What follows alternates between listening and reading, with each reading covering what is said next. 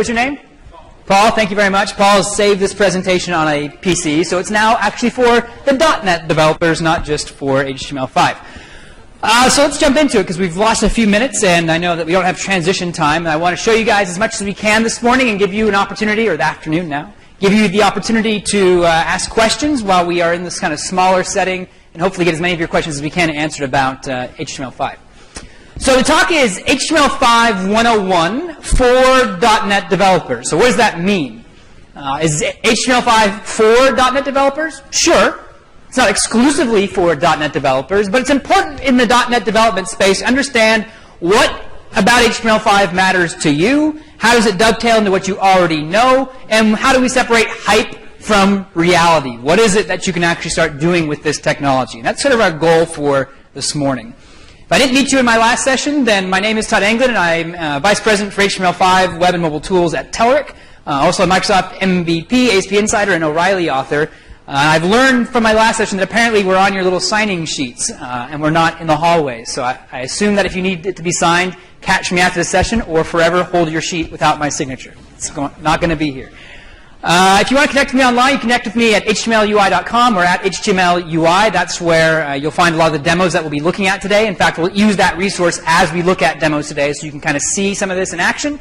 And then you have a place you can instantly go play with it and check it out for yourself. The plan for the content we want to cover is, first of all, establish the basics. What is HTML5? Why does it matter? Then we talk about the browsers. So when we talk about HTML5, there really is no point unless we're talking about the thing that delivers that runtime, and that for us is the browsers. And we'll break it down into some details, look at some angle brackets, try to understand a few of the features that make up HTML5, show you how you can use them in very cross-browser version-friendly ways, and make sure that all of that wraps up with a discussion of what can you use today, and any questions you have, hopefully I have answers. So please ask them, and we'll be happy to stop to address them. First and foremost, we need to understand where does ASP.NET play into all of this. ASP.NET and .NET and the server in general is the back end. This is what happens on the server. HTML5 and a lot of things we're talking about today live on the front end, on the client, in the browser, separate from the server. So in fact, due to the scope of today's talk, we're not going to do a lot in ASP.NET, at least not sort of strictly. Because everything we're talking about here today happens when whatever ASP.NET or MVC or whatever it is, PHP for that matter, whatever it spits out and runs in the browser, that's where we are. That's where our conversation is happening. The HTML5 features, the JavaScript features, the CSS3 features that run and exist in the browser. So does ASP.NET matter? Sure. ASP.NET is a way of serving up all of this stuff that we're looking at. And certain parts of ASP.NET do that more automatically than others. So when we look at the things in the browser today, and we're doing it absent of the back end, just keep in mind that when you take these concepts and you use MVC or use web forms, all of this can be spit out by the back end server to the client. What I'm teaching you today is the stuff that happens in the browser, the low level, the on the metal, so that you can understand how it all works.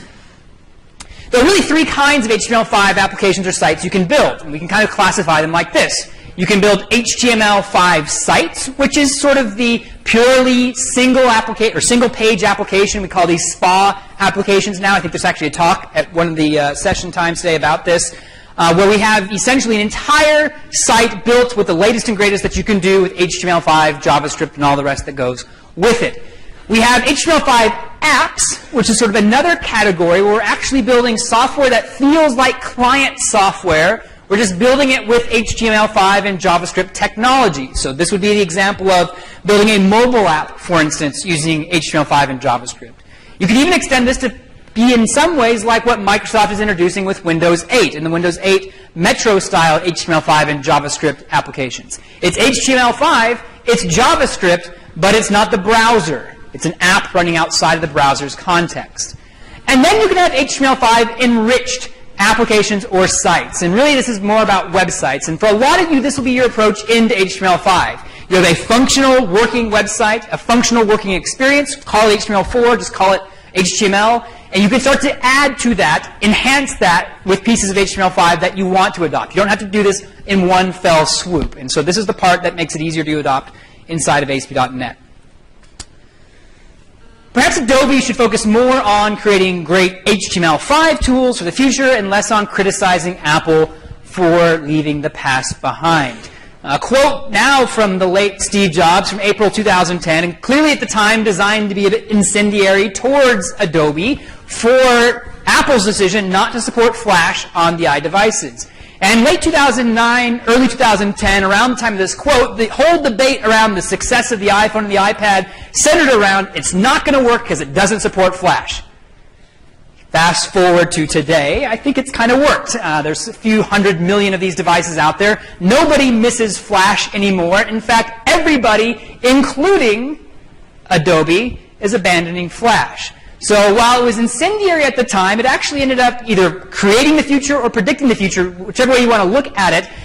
What Steve Jobs said is true. We have moved into a different era of technology. So when I first started doing this talk around that time, even late 2009, we identified 3 players in this space for the rich internet, the rich web. Everybody's talking about RIAs. RIA as a term had become sort of fever pitch.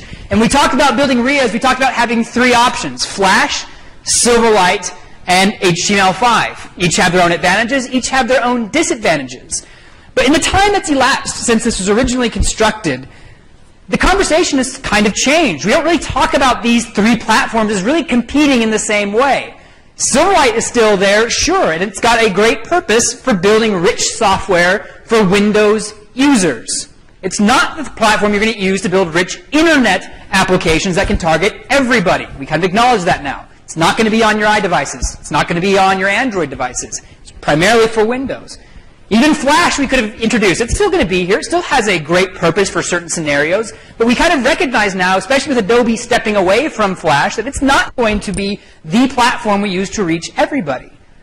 HTML5 has essentially won the debate about what technology do we use to build rich internet applications, applications that reach everybody, because of one thing.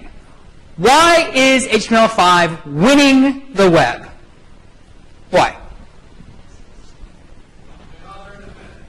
Browser independence is a fair answer, but not the one I'm looking for. No. Mobile devices is on the right track, absolutely.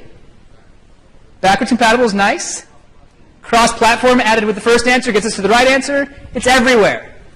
HTML5 is winning the web because it's everywhere. Stop, full sentence, don't go any further. That's the only reason you adopt HTML5.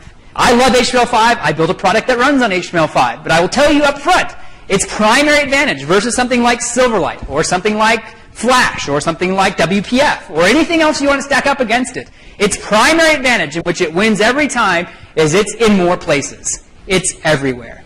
Can you develop faster and do things more richly in more integrated ways on Windows with Silverlight WPF? Yes. Can you run those things on an iDevice? No. Can you build richer experiences with Flash that run on Mac and Windows and maybe sometimes Linux? Probably. Will they run on my Android or iDevice? No. At least not in the performance in most cases that you want. So the reason HTML5 wins a debate is if you want your software to run everywhere, and that everywhere includes desktops, devices, and the unbelievable that you can't imagine into the future, TVs, refrigerators, wherever HTML5 rendering runs, your code will work. And we'll talk more about this as we go on. Now, some of you may be saying, haven't we been here before? Haven't we had this great promise of the web? Isn't this Groundhog's Day? We went to sleep, we woke up, and now suddenly the world is promising to us again that building apps and software with HTML and the web and the magic of the internet is going to make it possible for me to write once, run everywhere. And I've heard this before. I've driven off this cliff a few times. I'm not about to do it again just because you're telling me HTML5 is great and it's all good. And that's a fair concern to have, except that the way we are evolving into HTML5 is different from the way we've evolved up until this point. In fact, the W3C says this. While it continues to serve as a rough guide to many of the core features of HTML, it does not provide enough information to build implementations that interoperate with each other, and more importantly, with a critical mass of deployed content. A dense sentence you'd expect to come from a standards body, which essentially, when we extract the key parts, means HTML4 was a rough guide. When they drafted and defined and created HTML, all versions up until HTML4, it basically looked at what the browsers were already doing and said, yep, that's standard. Let's look at what's out there, what's kind of dominant, let's call that standard, and let's not even get too specific, so we don't have to really kind of judge anybody. We're just going to say it should kind of do this, you figure it out. What did that produce? What behavior did that lead to? How many people in here are web developers? Let me just clarify this before we get going on. Okay, so about 60, 75% out of the room, so that's a good portion. So if you're web developers, what do you know about the problems that we experience with HTML4 and its rough guide status? It led to inconsistencies, close enough. Unpredictable browser support. Why has building for the web and for HTML been dictated to be a pain? Because we write it once, works great in one browser, load up in the next, and oh, got to start debugging in that browser. Load it up on the next one, oh, got to start debugging on that browser. Now, this was a real pain, almost to the point of being disabling in the late 90s, sort of early 2000s, when JavaScript was in its, I won't call it its infancy, because it's been around for a long time, but really where it's being adopted more heavily, and we suddenly learned that even the way you select an object out of a page was not the same across most browsers you had to target. And so writing code just to get an object was like 10 lines of code before you actually did anything. So we built up this kind of fear response to what it was like to build for the web. Fortunately, things have started to change. How is the web evolving now in modern times? Well, what we have is a collection of technologies, really, and we should establish this right up front. If you leave here and forget everything else, and I don't blame you if you do, know that when we refer to HTML5, we're really referring to these three things. HTML, the language that defines the DOM, the document object model. CSS3, the language which defines the styling of that DOM. And JavaScript, which is ECMAScript, which is the language we use to interact with that DOM. Collectively, when we say HTML5, we mean how are these all evolving into the future? There is no one thing called HTML5. There is no one draft that really encompasses everything we refer to when we mean HTML5. It is a concept. It is an umbrella term. And likely in the future it will go away, and we'll just start referring to this as HTML again. But the point is, this is future of everything in the stack that we use to build for web technologies, as we traditionally refer to them. So don't go looking for a shipping date for HTML5. If you did try to find a shipping date for HTML5, you might come up with a date, and that date would be, just give me the year, 2022, so it's a little far off, which really won't matter because the world ends at the end of this year anyway, so it's all kind of hypothetical. But assuming we make it to 2022, that would be the date that theoretically the primary HTML draft will be ratified. But we as web developers are very familiar with developing with technologies which are not yet official. Anybody in here develop with Ajax?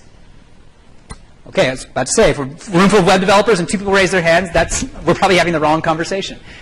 Ajax, for the multiple number of years that we were developing with it, I think all the way up until late 2009, early 2010, and it became a thing in 2005, for 4 or 5 years, as it was growing in popularity, it was just a de facto standard. There was no official standard we were developing against. We used it because the browsers supported it.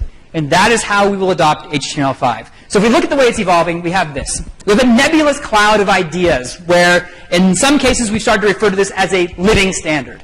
What do we need to deliver through this web stack of technologies to enable us to build the applications we want to build? That's what this is all about. And so while we have bigger drafts that encompass a lot of HTML5, we have lots of independent drafts like WebSockets, the File API, WebGL for richer graphics, geolocation. All these things, not all of them, but many of them live in their own separate working draft standards files. So how do we understand out of this big cloud of things that we want to do, what can we actually do? Well, we notice that over time, some of these things start to bubble up. Some of these things start to come out of the cloud, become more established, things that we can actually work with, things like Canvas, or video, geolocation, even SVG. And what defines that status, what pulls these things out of the kind of soup of evolving ideas, are these guys, the browsers. What ships is what wins. When browsers uniformly ship support in a consistent enough way for one of these drafts of these standards, at that point is when it becomes, for our purposes, more or less usable. And I say more or less, and that sounds kind of like a catch, like, well, what's the less end of more or less? Because there are still some inconsistencies as these things still mature, but fortunately we have abstractions that kind of nullify the importance of those inconsistencies. And I'll explain that as I go. So if the browsers are ultimately what matter, if the browsers are what pull us through to the next of what we want to do, which browsers matter? Which browsers matter? IE, Chrome, Firefox. What's the answer over here? Smart people who found the answer through the trick question. The only browsers that matter are the browsers that your users use. If you are in an enterprise and your enterprise is locked on IE6, thank you for attending. The door is in the back. This talk is not relevant to you. If you could do it, you probably wouldn't want to do it, even with polyfills, which we'll explain in a minute. If your users are on IE6 and IE7 and IE8, some of this may matter to you, but a lot of it probably is not as important. You need to understand your users and adopt to the realities of your user base. Now, hopefully, you're doing what you can to push your users past that, so we can evolve the web. But if you know your users first, then you should know your browsers after that and know how that impacts your application. If we were to look at the broad scope, if we're assuming that we're building something that's trying to reach everybody, so we're looking at the generic analysis before we have our own analytics, 99% of all internet users use Internet Explorer, Firefox, Safari, Chrome, or Opera. Those 5 browsers really become the major browsers. And even within that, you can see that Opera share hovers just below 2%. Safari share hovers just above 5%, and it's slightly growing thanks to some of the Mac Halo stuff, the iPad Halo stuff. Chrome is on a lightning trajectory. It's already nearly met, and I think at some point here very soon it's going to eclipse Firefox. They've kind of come together. And while Microsoft has been trending down, they've actually kind of stabilized around 50% now. And this is sort of global stats. This is not obviously true for every website. One interesting note that I actually read just this week, did you know that there are different browser usage trends on weekends and weekdays? Makes sense, right? We browse the internet at work, and then we browse the internet at home. And this weekend, I think actually it's supposed to be this weekend, if not this one, certainly next, Chrome is projected to pass IE's usage on the weekend. So Chrome will become the most used browser on the weekends, and IE will remain the most used browser on weekdays. So it kind of reinforces where IE lives.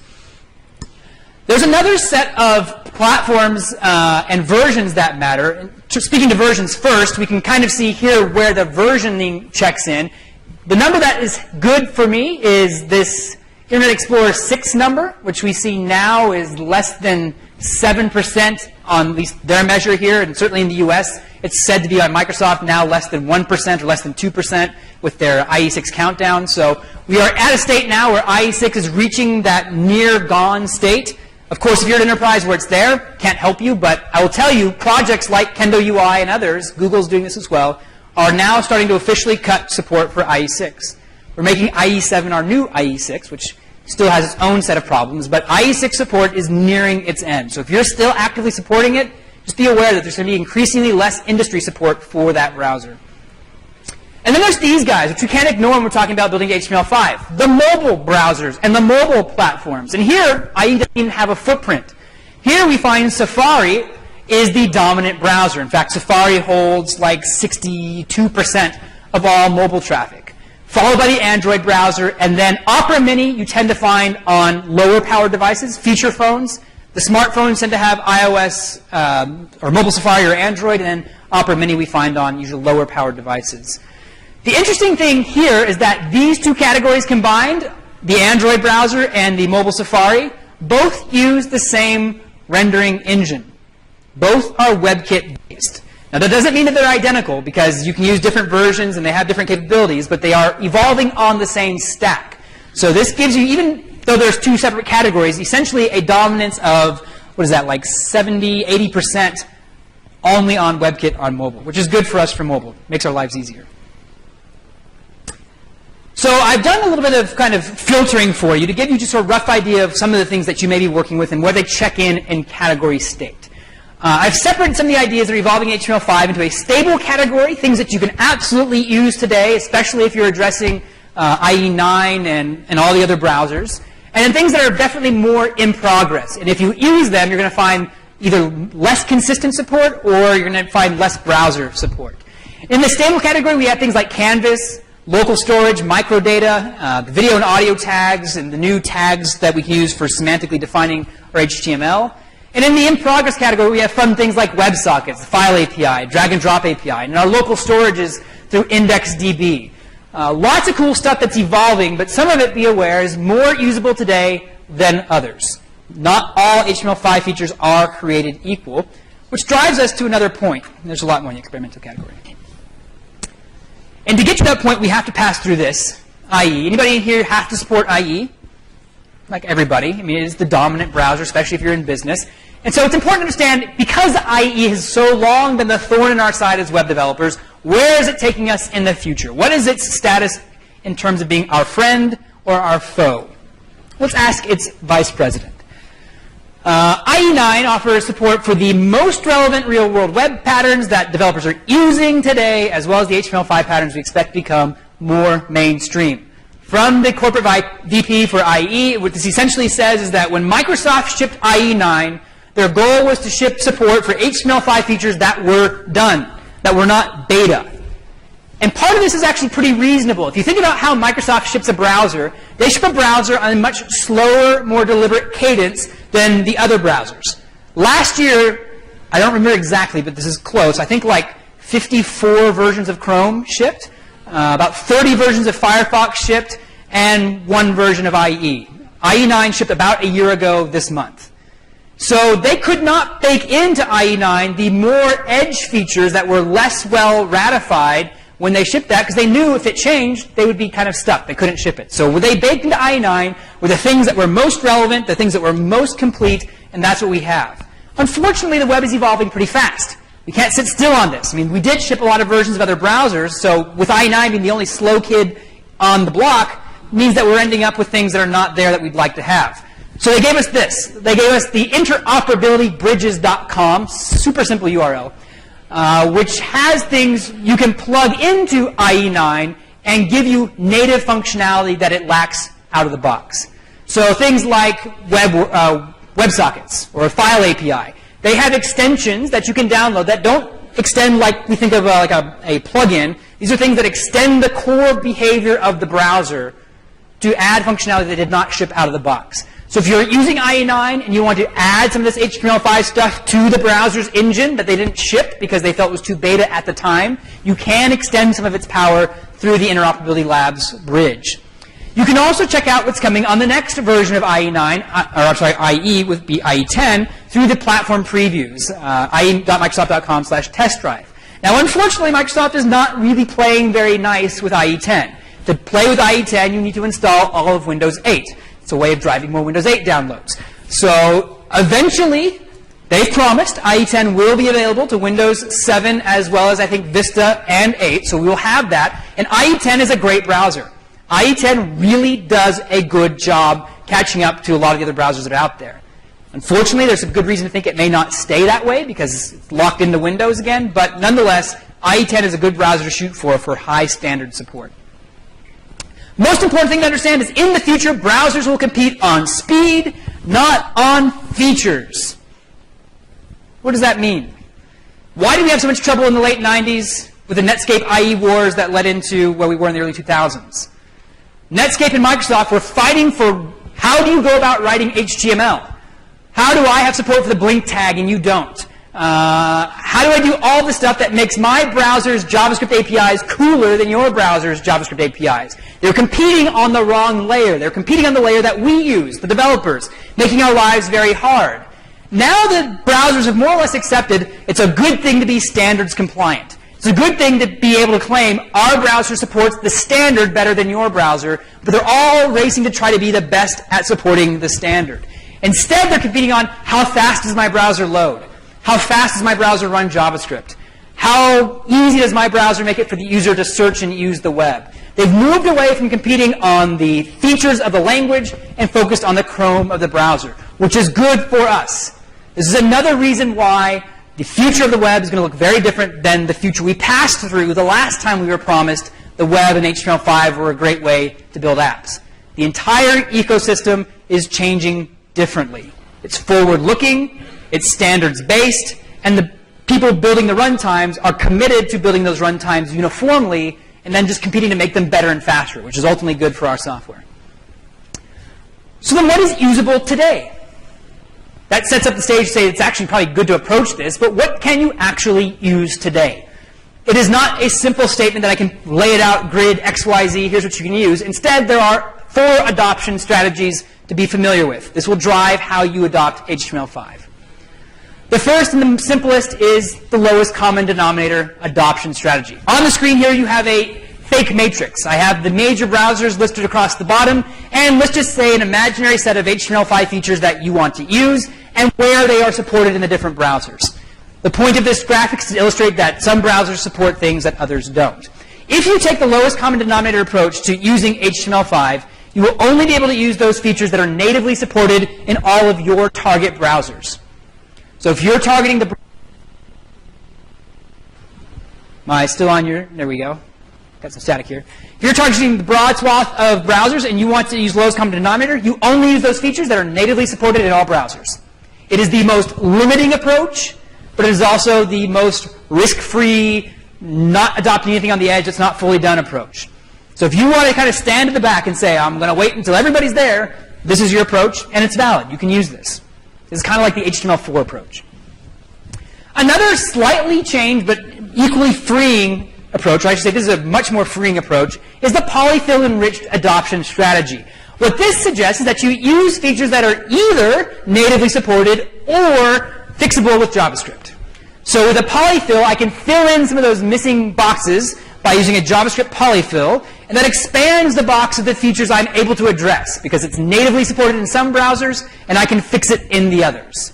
Now, it's very important to understand, a polyfill is not just saying to a browser, I'm going to add functionality through JavaScript, because you could do that at any point in time, and that's just arbitrary, and that's not what we're talking about. A polyfill is JavaScript that implants HTML5 functionality. Functionality that natively exists in browsers that support HTML5 using JavaScript. So what's the key separator here mentally? What you should be able to do with a polyfill is write your code and have it work natively in a browser that supports it. Let's say Chrome. Let's say I write something using the Canvas API, the 2D drawing surface in HTML, and it works natively in Chrome. With a polyfill, I should be able to add a JavaScript file to my page, and without changing any of my HTML5 code, it just works in an older browser. That is what a polyfill should do for you. Take functional HTML5 code and make it work in non-HTML5 browsers. So this allows us to write our application once and extend the reach on the browsers that functionality is missing. And it's a very valid approach, and I'll show you some ways to learn about this in a second. The third adoption strategy is actually a bit of a design strategy. And it's important for you to internalize it because the web has always evolved through a bit of design. That is alternate experiences. And this allows you to expand that box even further, filling in more of the X's by saying and acknowledging up front, I cannot deliver a pixel-identical experience to every user on every version of every browser. And even if I could, it would cost way too much. So what we do instead is we expand our box by using one of these two approaches to thinking. Progressive enhancement or graceful degradation. Two sides to the same coin, but ultimately leading to an improved experience. Progressive enhancement, let's start there, starts by building for the core experience. This is a cheese pizza. It conveys pizza. If I gave you this cheese pizza, it has bread, sauce, cheese, slices. You pick this up and you eat this, you get the essence of pizza. You know that this is pizza. Even though I don't have a lot of fancy stuff, it's a pizza experience. But as I have more resources, as I have more I can do, I can build a pizza like this. I can have hamburger as the topping, hot dogs as the crust. I can really go crazy. This illustrates 2 points. First of all, just because you can doesn't mean you should. True for pizza, true for websites. It also illustrates the way that we think. We think about building a core experience first that's functional, and as more resources are available, we enrich that core experience. Such that if those resources were gone, if we had to take them away, we'd still end up at a functional experience that conveys ultimately what it is we want to convey. This is a pizza. It solves your hunger problem. The flip side to thinking is graceful degradation. When Mercedes sets out to build its new flagship car, its new flagship executive class, whatever car, they go to their designers, and do they say to their designers, you know, times are tough. The economies aren't so great. we need you to really kind of look for the cheaper materials. I mean, yeah, this is our flagship car, but if you could use cardboard somewhere, we hear that's cheaper than wood. If you could use just maybe some cheap lights, some light bulbs up front, that'd be really cool. We need to save money. They don't do that. They say, this is the flagship, it defines our brand. No holds barred. Use the best materials, use the best technology, use the wind tunnels, use everything you can to build the experience that defines our brand. And then they say, not everybody has $125,000 to start buying this car, but we still want to sell more cars. We still want to reach more people. So we're going to take the essence of that car, the kind of styling of the grille, the styling of the lights, and we're going to put it into a more accessible $30,000 C-Class. So we start by building for the premium, most available set of resources, and then we take away from that to convey a still functional experience so we can reach more people. So in the flip side of thinking about this on web design, we build for Chrome, and then we still function in IE. Or we build for IE, and then we add on capabilities as we want to do more in newer browsers like Chrome.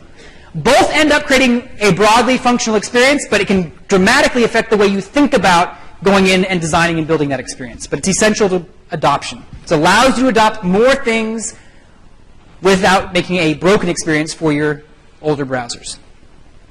And the last adoption strategy is a bit unique from the rest, and that is vertical targeting.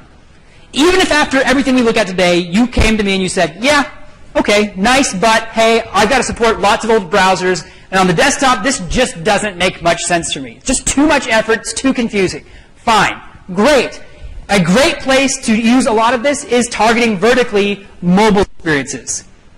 Mobile is kind of Tomorrowland for browsers. These browsers have not been hanging around since 2001. They've been around since 2006. So these browsers don't have as much of this legacy issue, so you can more aggressively adopt a lot of this on a mobile browser. So maybe it doesn't make sense for you to adopt HTML5 for your desktop clients. Great, adopt it for mobile clients. Or adopt, if you're only supporting Chrome, maybe you're in this kind of unique position where you can make Chrome the enforced browser in your enterprise. That's really great, because now you have almost everything unlocked to you, and you can use that, not worrying about the fact that IE doesn't. So you have these options at your fingertips that you can use. But you're saying, I want it now. In fact, you're screaming at me, I want it now. I can hear the enthusiasm in your head. And I am telling you, you can't have it all now. So what can you do? How can you take this cool stuff, given the fact that you have these browsers you have to support, and support them now? Two ways. Both ways require that you do this. Don't sniff browsers, first and foremost. Test for features. Sniffing browsers was something we did in the late 90s again, early 2000s, as a way of detecting what can your browser do. I hate websites that I visit that tell me, because I'm using browser X, I am not supported. Oh, really? Why? Because you built your website for Firefox in IE? What does that mean? What they were really trying to say is, we built this experience for this set of features we expect to be there, and because we didn't test your browser, we're not really sure. Well, that's kind of lazy. What you should do is test for the features you need, and if they're there, great. If you're using the newest browser, Kaboo, fine. If it supports the features, welcome to our website. It's an usable experience. And we can do that very easily with a library called Modernizer. Modernizer is an open source JavaScript library which helps us easily detect features through a consistent API. It gives us a way of looking at a browser that's visiting our site saying, do you support X? If so, I will give you feature Y. It is a way of detecting and responding to both JavaScript and CSS features that are part of this HTML5 umbrella. Through the CSS approach, they give us what effectively amounts to conditional CSS. Now, as you know, there is no logic processing in CSS. So how do you create conditional CSS? What does the C and SS stand for? Cascading. So if I put a rule on my root HTML element, it will have a cascading effect on everything that comes below it. So this is what Modernizer will do. Based on the capabilities of your browser, it will render a lot of these different CSS styles in your root class tag for your HTML element. If a feature is supported, it'll get the name, like multiple BGs for multiple backgrounds. If it's not, it'll get no dash the name of that feature. And then you can build styles off that appropriately. In fact, the easiest way to look at this is to actually look at this. So let's break away and look at some code, or at least some demos. Now, I'm on this fun angled thing where I put my mouse here and it ends up there. So I'm going to try to refrain from that. HTMLUI.com, I mentioned before, is the website where I've got most of these demos hosted. The blog there is kind of dead because I don't maintain it, but if you want to see my blogging, then visit kendoui.com and visit the blogs there.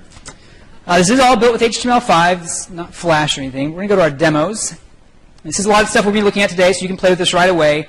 And we don't have a Modernizer demo loaded, so my Modernizer demo is local. I can do this just as well. Modernizer.com. Modernizer, as you would predict, uses Modernizer. So we can inspect this. In Chrome, I enjoy the Chrome dev tools, so I can do Control-Shift-I. Control-Shift-I brings up the dev tools for me. And if I click on Elements, I can inspect the elements. Let's look at what we see here. This is very difficult to do with an inclined platform. HTML root element.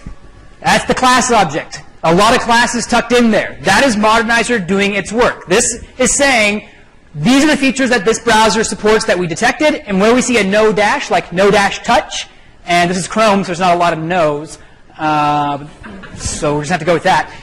Then we're going to put a no dash, and now that's not working. If I want to make my styling dependent on this, I simply respond to that in my cascaded styles. So if I want a style rule that only shows up when there's no touch supported, my style rule is no dash touch, followed by a sibling selector, whatever my class name is. And only when those two selectors are present will that style be processed by the browser. So I can alternately display items depending on that condition. And I surely thought I had a demo for this.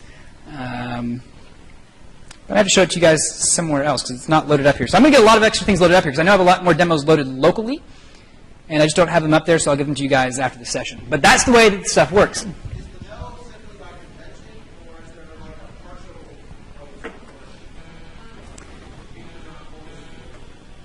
Question is the no by convention, or is there a way to support partially implemented features? In Modernizer, if they are doing this, it is by the test that kind of says, is this feature there or not? It's black and white. So in most cases, there's not a lot of granularity to this. In the cases where there may be, and maybe this kind of answers your question, there's a second part of Modernizer.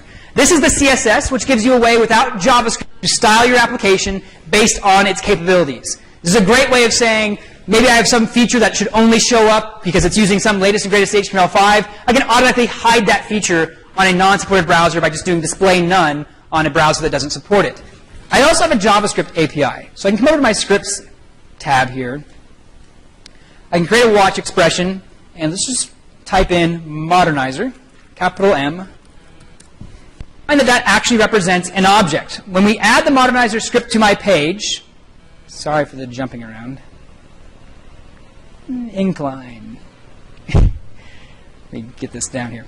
I'm going to have to hold this. We add Modernizer to our page. What it will do is create a global object that we can use from our JavaScript code. If I expand this, we can find all the various things that it's testing for, like canvas true, canvas text true. So there's a sub-feature of canvas.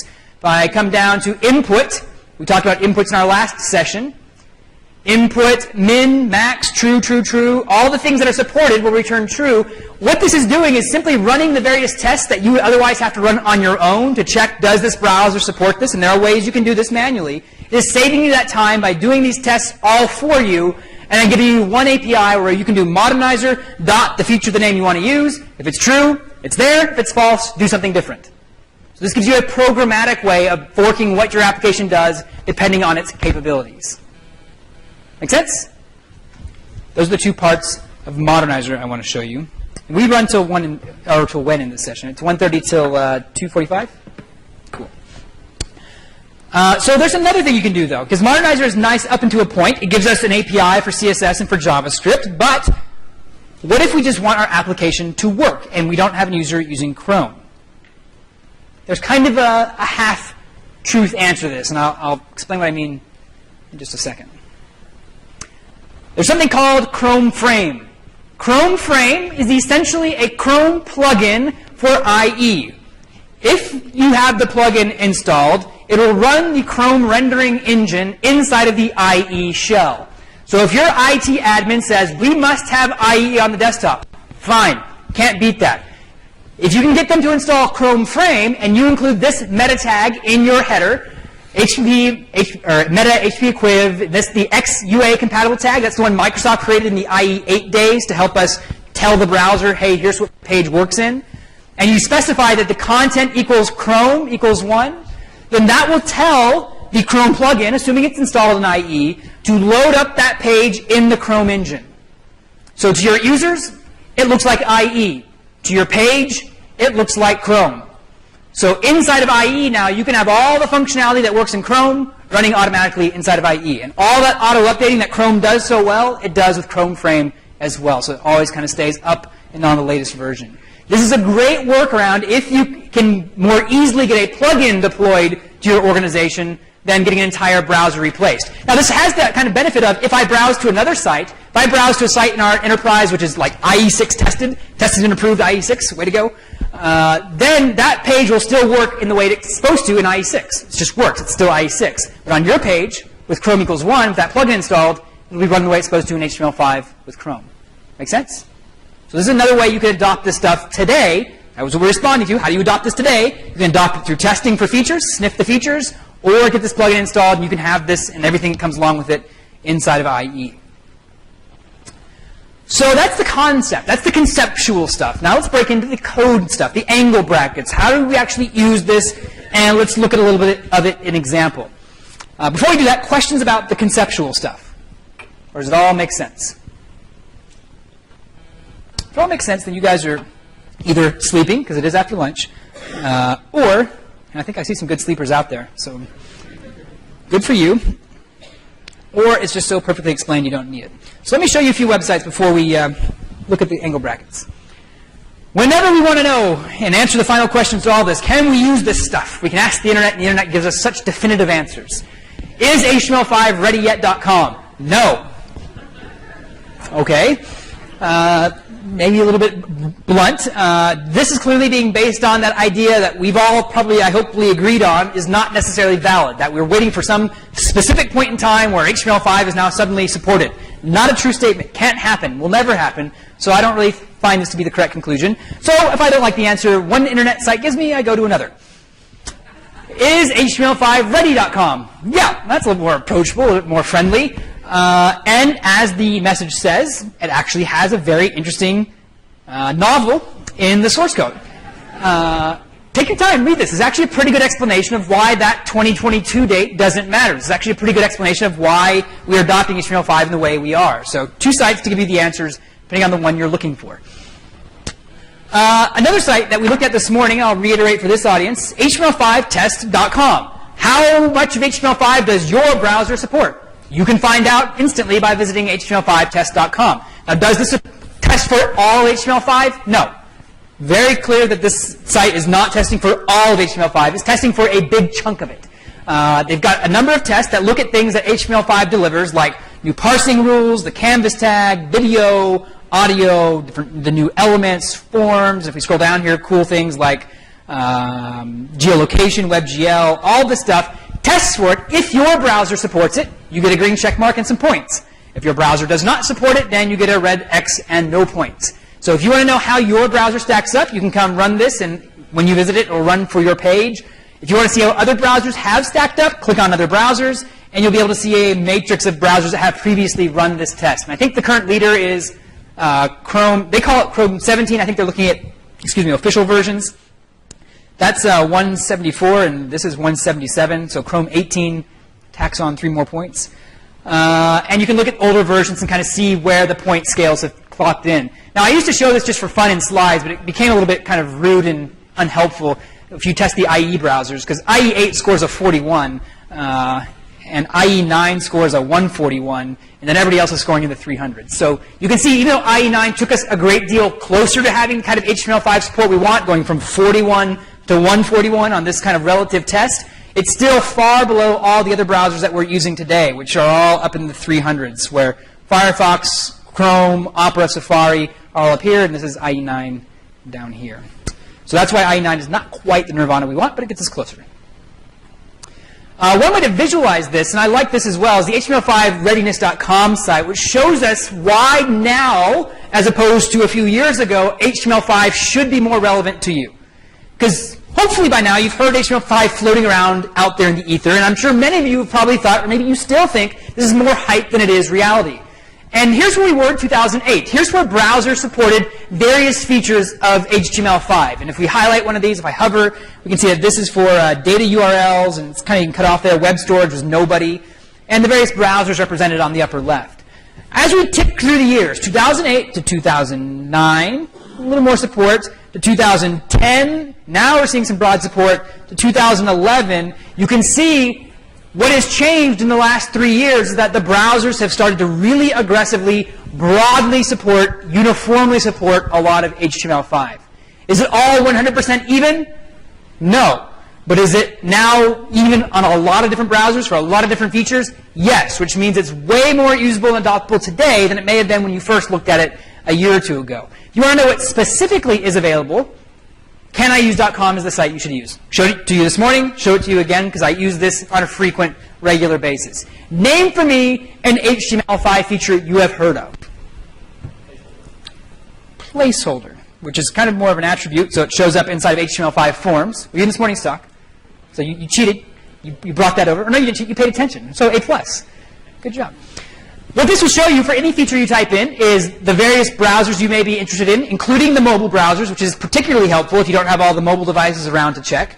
And for different versions, is that feature supported? If it's supported, you get a light green, a nice bright green here.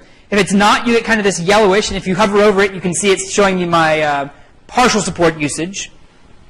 And then if it's not supported at all, we get this nice red. So picking another example like Canvas, which is the drawing surface, we can see that Canvas broadly supported everywhere except IE8 and back, which we can fix.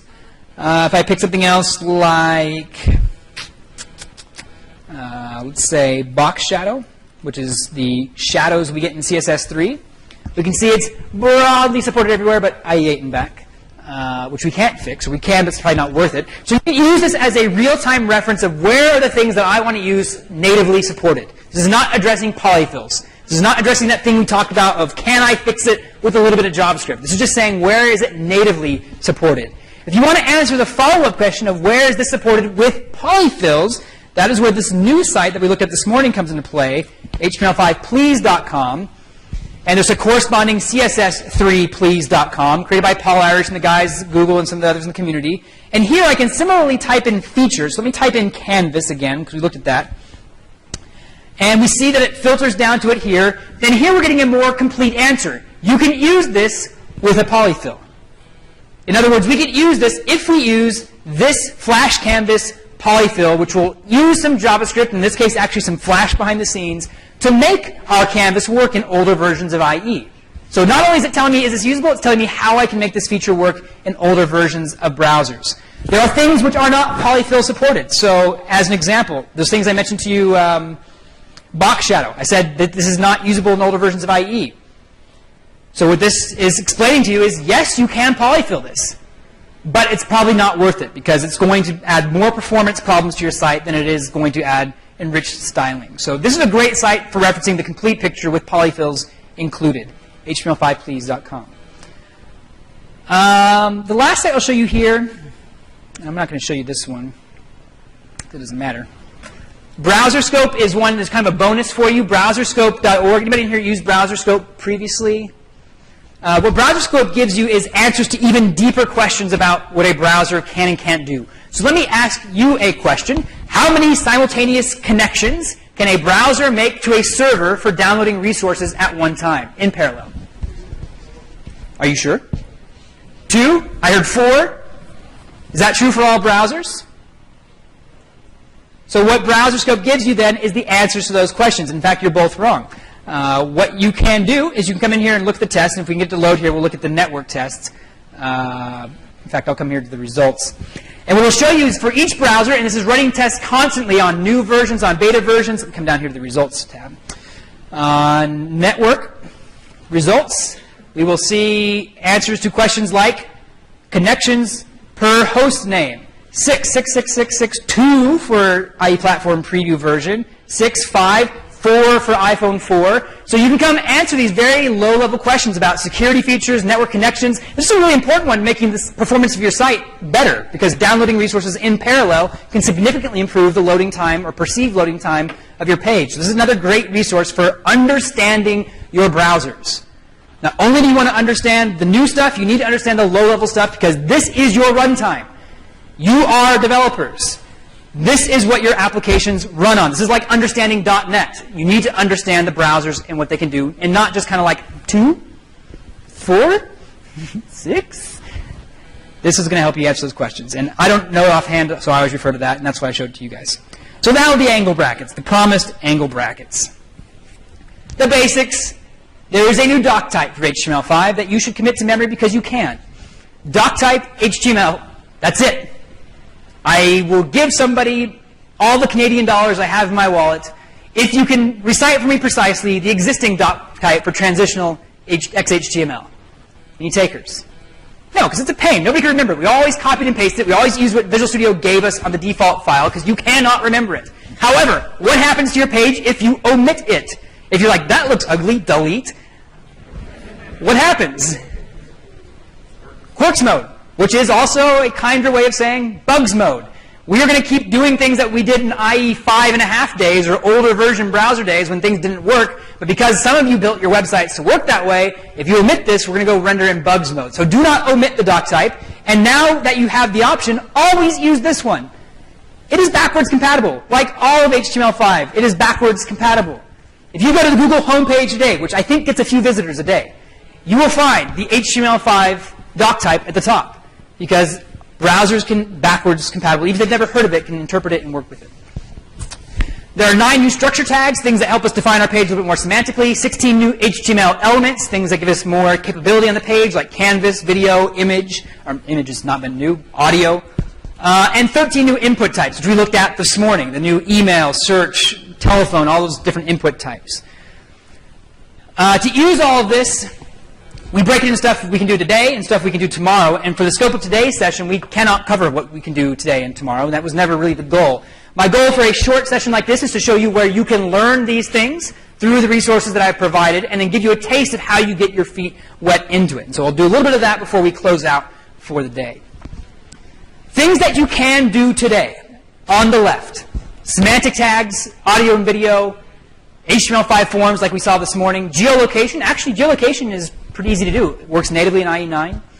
Web storage. This is local storage. This is not SQL in the browser. Messaging API, talk between documents, and the canvas tag. Canvas is also natively supported in IE9, and there's an easy polyfill for IE8 and back.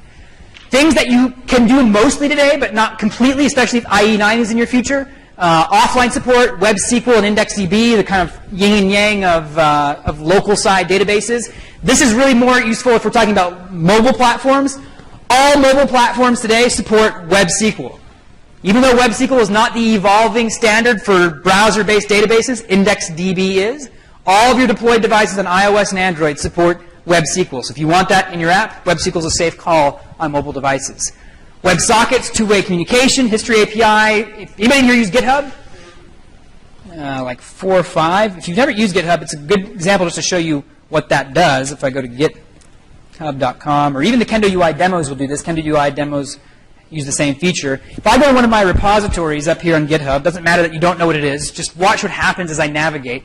I am going to click on a folder here called binaries. And you're going to see that it slid away, and then the next thing was shown. I click on this, and it animates away, and the next content was shown. And if you notice my address bar is actually changed to be my current path. If I'm going to hit Enter here and reload this, I'm not going to start back to where I started. Even though those look like AJAX transitions, I'm still on the page I was on. This is the history API. The API allows you to push state into the history of the browser and then change the URL so that it reflects the current state that I'm in. This allows me to have these kind of rich transitions, which do use AJAX to transition content, but that allow me to still keep a working back button, the user's #1 favorite feature in a browser, and keep the URLs in sync with the content I view.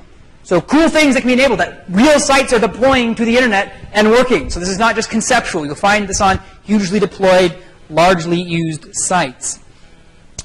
But let's look at something simpler that we can actually tackle to get our feet. One word of Caution, if you're using VS 2008 or 10, actually just out of curiosity, who's on VS 2003? Good, you guys are lucky. 2005? 8? Okay, 10? 11? Yeah, there's our real aggressive beta adopters. If you're on VS 2008 or 10, pre-SP1, you will get red squigglies from Visual Studio for the new things in HTML5. It does not understand them, and it will think you are wrong. You are not wrong. It is wrong. You can fix that by downloading schema updates, and I've made short URLs for you, bit.ly/VS HTML5. Capitalization does matter with bit.ly. bit.ly/VS SVG. These are schema files on the Visual Studio Code Gallery that you can download and will tell your Visual Studio about these new things so that you can use them more appropriately. There's also a new web standards pack that Microsoft pushed, but I think it's only available for VS 2010 SP1 and up. So this is an option for everybody else. So let's exit PowerPoint and do some demos. On the HTMLUI.com demos page, and I'll upload some more demos, which I know I've got cached locally. You'll find a number of things you can do. And one of the examples that's loaded up here is semantic tags.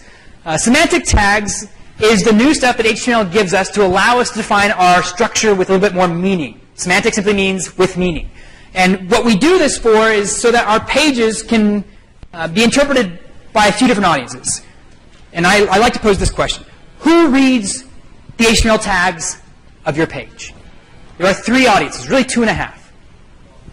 Crawlers, which is a big one, at least in theory. Web crawlers, they read your tags. They take some sort of meaning out of that. Who else? There's your half one. So you guys read the tags. You view source, and you judge other people based on what you see. And there's one other very important audience, perhaps the most important for actually doing semantic tags, and that is accessible browsers. Browsers that read the tags to convey the meaning and to navigate your page's structure. That is probably the most important reason to adopt it, and more than anything. Of course, I don't know if I'm cutting out on cable or battery.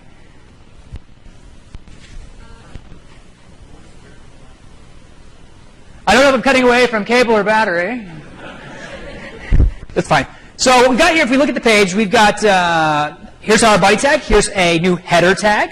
So what does every page generally have? It generally has a header. In fact, most pages, they decided, also generally have a footer. So we have a footer tag now.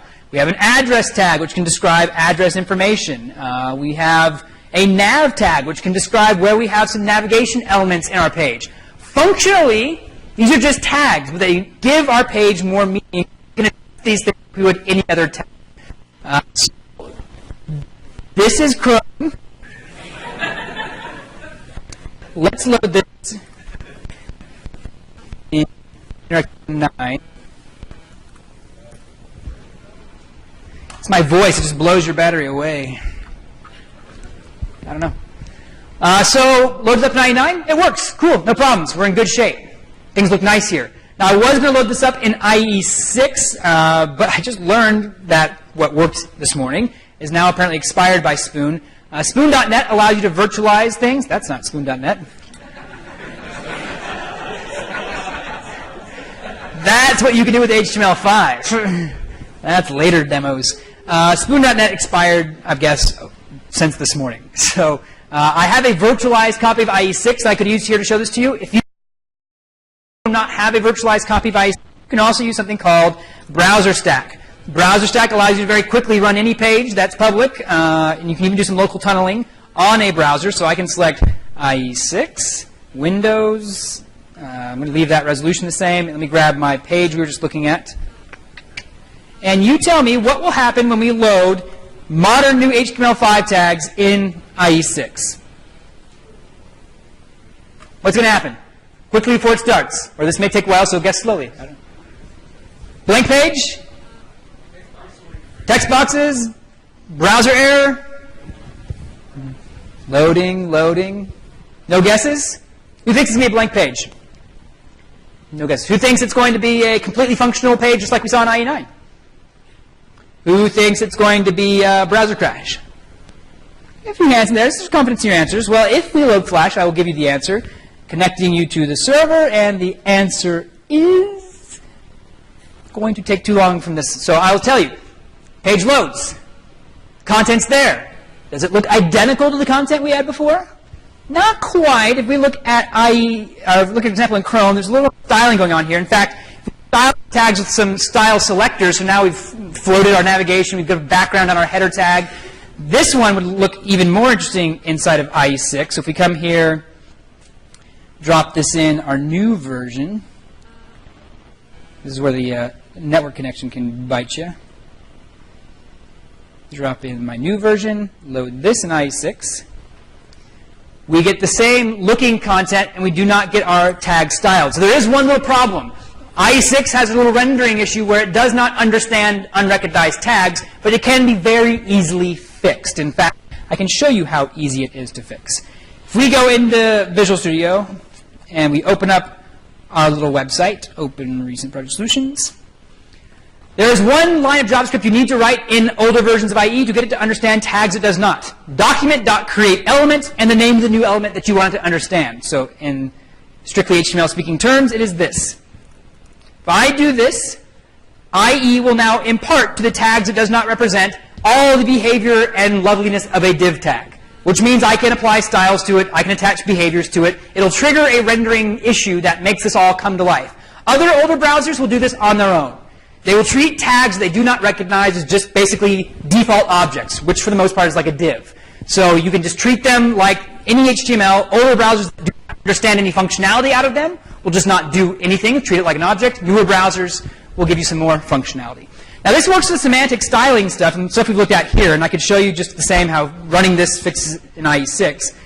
But what about tags that have a little bit more functionality, things that aren't just semantic to convey meaning? Let me show you one example of that. So back over on our demos, I can go over to Canvas, because we talked about it a bit here. And I've got an HTML canvas on my page, and I've wired up so that when I click on it, I do some drawing, really advanced drawing, really impressive stuff. This works in Chrome because Chrome understands the canvas tag. This would do nothing in a version that does not, or a version of IE that does not. So if we come back here to IE9, render this, it works as expected.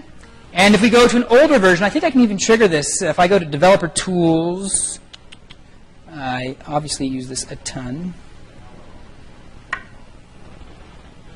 My favorite browser in the world. Go to browser mode, document mode rather, IE7. And we get a message. Your browser does not support Canvas. Automatically. Why did that message show up? What did I have to do to make that message appear? Canvas has behavior, so it's not just like a nav tag or a header tag. Why did that message show up in the browser does not support Canvas tag? Because new HTML tags do this nifty little thing where any content you render or you place between the opening and closing Canvas tags, this is true for video, this is true for audio, will be rendered when the browser does not understand the functional part of your tag. This is a more abrupt message for certain users.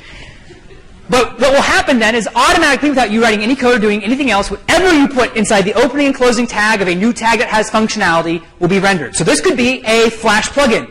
This could be a different experience altogether, a static image. You can put whatever you want in between there, and when the outer tag is not supported, in this case Canvas, we could be talking about video, audio, then the inner content will be rendered. This creates a very easy path to doing what we talked about before, graceful degradation. Premium experience first, falls back to whatever experience I render inside the opening and closing tags. You can use the same approach in many ways to the APIs of HTML5. So something like geolocation. If I load up the geolocation demo here, and I click Show My Time Zones, what this will try to do is grab my location, which we can see because we have this little icon up here. This is how Chrome communicates that it has grabbed my location, a compass. And it's taken my location, communicated it to a web service that, based on my position in the world, tells me what my current time zone is. This works in browsers that support it, but because this is code, I could just as easily, on that event, click, grab the user's interaction, fire off to a different web service, and maybe locate them based on their IP address. So I can fall back, gracefully degrade to a less precise, but still functional experience. And that's what the universal version of these demos do. So as you guys come out here, look at these demos, basic version will show you the raw HTML5 approach. Universal version will show you the approach with extra code designed to work in all browsers. So as you're checking this out, use that as a guide. So that's the demos, and let me just wrap up on this note. There's a lot more than we looked at here today. HTML5 is a big surface area. I mentioned a few things to you today. I showed you a handful, but the universe of HTML5 features includes everything you can't read on this slide. WebGL, File System API, Inline SVG, Visibility API, which is really pretty cool. And in fact, there's some great demos for that allow you to determine when a page is actually visible or when it's a background tab or a minimized tab. You can do things based on that. So lots of cool stuff that you can check out for homework. All the resources I showed you today are designed to give you the focused place to learn about all of these things. And the things you should adopt are the things that you need. Remember our pizza. Just because you can do all of this does not, please don't, mean you should. Adopt these things in a smart way to enrich your experience, not just to say, I did HTML5 and I did all of it. Thank you guys very much for attending. Enjoy the rest of the conference. Contact me online. And if you have questions, I'll be here until they kick me out for the next speaker.